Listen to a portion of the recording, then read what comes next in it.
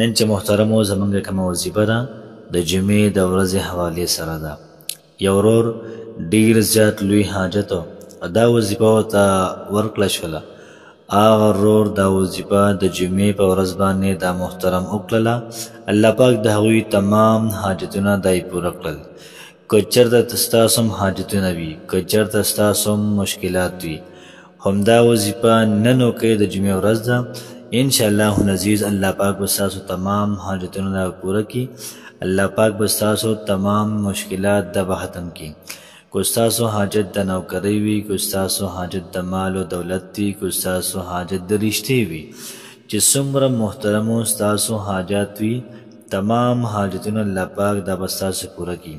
بس صرف یو پرې ټرای وکړئ، انشاءالله العزیز تماشه کوئ مکمل یقین سره، مکمل توجه. او دا وظیفه محترمو د مولانا حسین احمد مدني رحمت الله علیه په پسندیده وظایفو کې ده.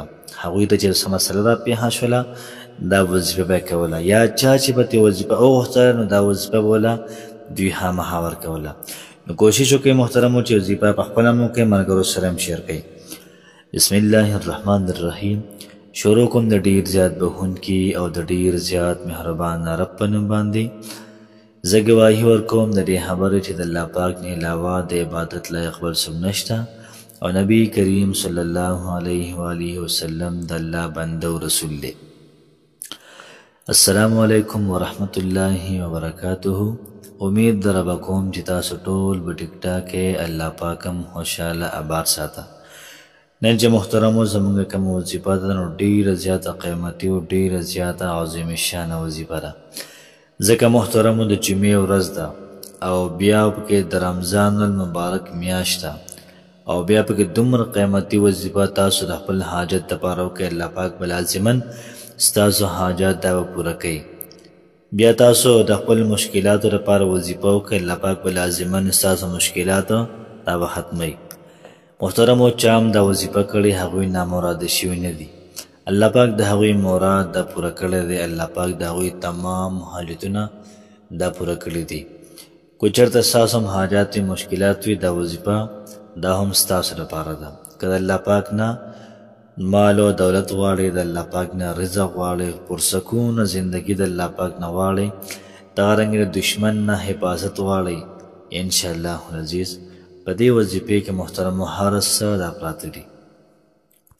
او دا وظیفه د محترمو د جمعې د ورځې حوالې سره، کله د جمعې ورځ شي نو تاسو دا وظیفه کولی شئ، په عام ورځ هم کولی شئ، خو د جمعې په ورځ دا وظیفه ډېره زیاته خاص ده.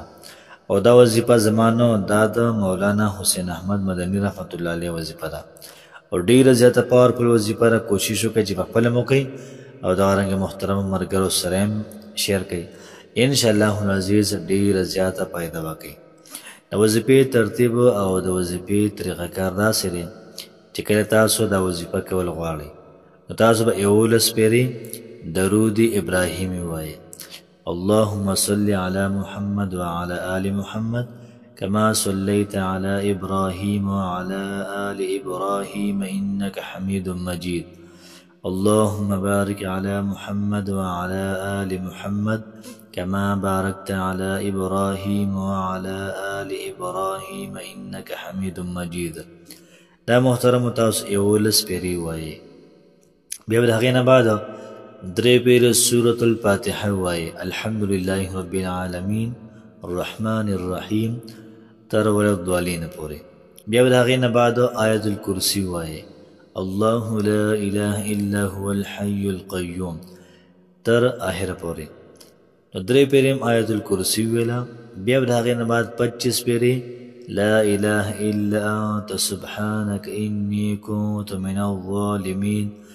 لا اله الا انت سبحانك اني كنت من الظالمين. او تاسو 15 پیرې وایي. او بیا د هغې نه بعد تاسو درود ابراهیمي وایي، کم درود شریف چې د مانځه دی. انشاءالله العزیز الله پاک به ستاسو تمام حاجتونه پوره کړي، ستاسو مسایل به ختم کړي. بیا محترمو د هغې نه بعد تاسو د الله پاک حمد و ثنا وکړئ. تاسو الله پاک له هر ډېر زیات صفات وکړئ.